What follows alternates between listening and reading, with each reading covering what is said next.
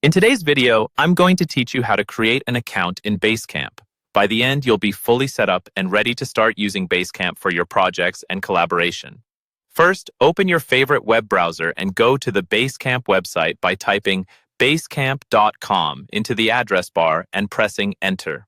This will take you to the main Basecamp homepage, where they introduce the product and its features.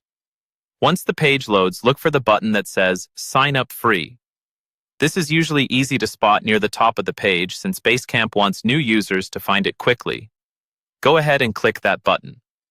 If you're taken to a pricing page instead, that's okay.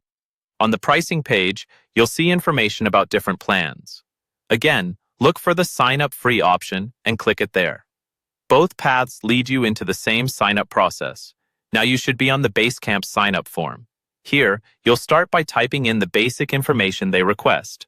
Typically, that includes your name, your email address, and the name of your company or team if you have one. Take a moment to type your name clearly, since this is how you'll appear to others in Basecamp.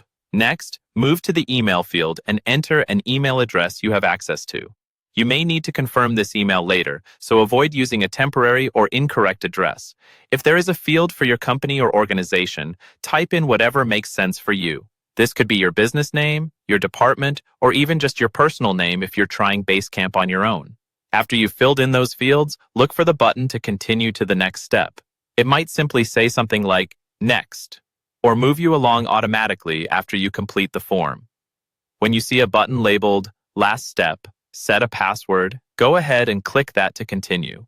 On the password screen, type in a strong, secure password.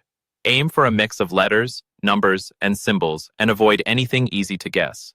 This password will protect all of your projects and communication inside Basecamp, so it's worth choosing something secure and storing it safely in a password manager if you use one.